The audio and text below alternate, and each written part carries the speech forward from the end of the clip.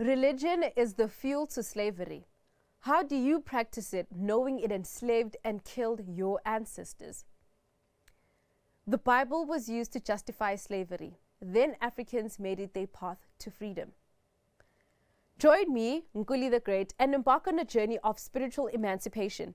If you're ready to question, learn, and reconnect with your roots, hit that subscribe button and let's navigate this path together.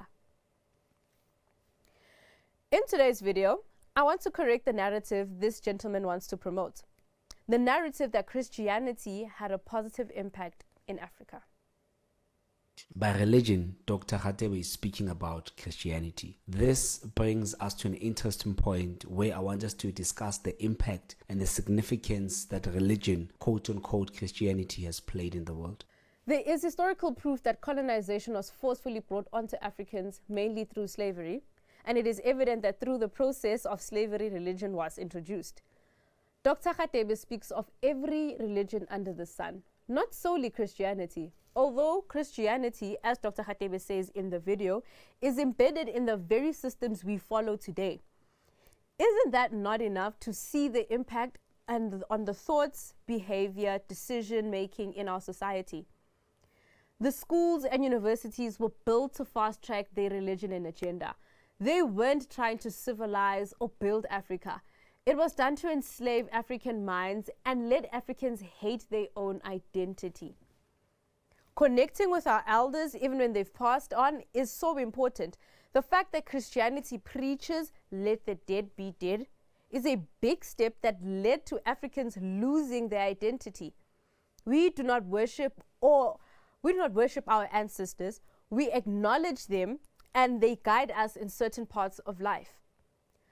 Due to the generational impact of religion, there are countless people who do not even know or have an idea of what clan names are. Clan names describe your history and where you come from. And if you say that religion abolished slavery through Christianity, how? Because Christianity brought slavery. The Atlantic slave trade, the Bible and slavery. Like most holy books, the Bible can be used to support particular viewpoints, and slavery is no exception. There are numerous references to slavery in the Bible, which can be interpreted to condemn or condone this practice, and even those verses which appear unambiguous are far from clear when scrutinized. For instance, scriptural passages from the Old Testament books of Exodus, Leviticus, and Deuteronomy, which appear to denounce slavery, actually condemn enslavement in certain circumstances rather than slavery in general. On the other hand, although St. Paul's New Testament epistles fail to condemn slavery, they argue that slaves must be treated fairly as brethren. Out of Africa, historical records show that Islam and Christianity played an important role in enslavement in Africa. The Arab-controlled trans-Saharan slave trade helped to institutionalize slave trading on the continent, and during the Age of Expedition, European Christians witnessed caravans loaded with Africans en route to the Middle East. Others arriving much later in West Africa observed slavery in African societies, leading them to assume that African enslavement was intrinsic to the continent. In actual fact, religion fast-tracked and supported slavery.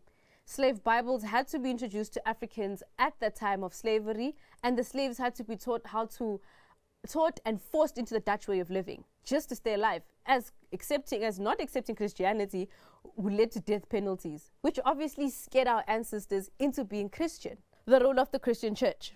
Starting in the 15th century, when European powers initiated contact and commercial activity with the sub-Saharan Africa, and continuing throughout the following centuries, organized religion played a leading role in developing, supporting, and legislating the transatlantic slave trade.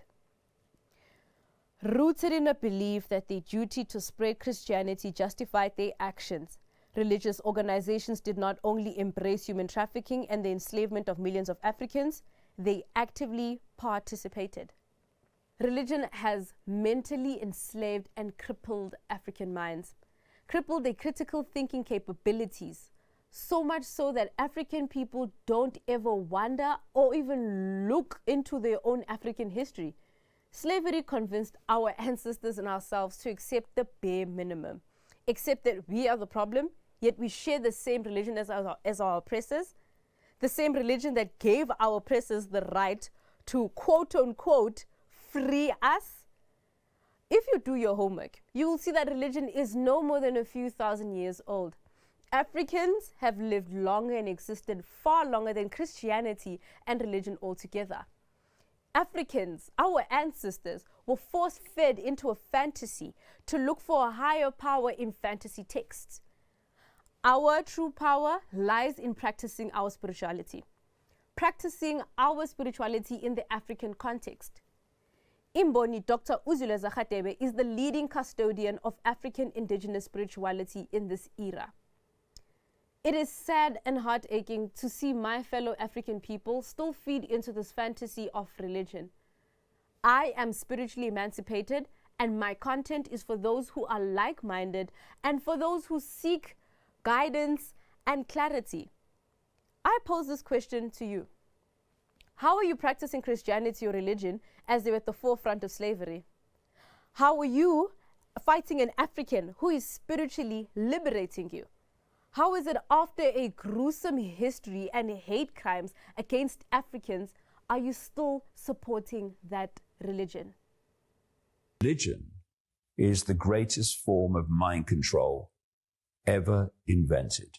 Once you accept a religious story, belief system, and it is unquestionable, this is how it is, you deny yourself vast areas of potential knowledge, awareness, research, investigation, enlightenment, all those areas that you will not go into, because if you do, your religious belief system comes under threat. So what you do instead is you say, if you go into those areas, that's blaspheming. The idea that we are an expression of infinite awareness is blaspheming,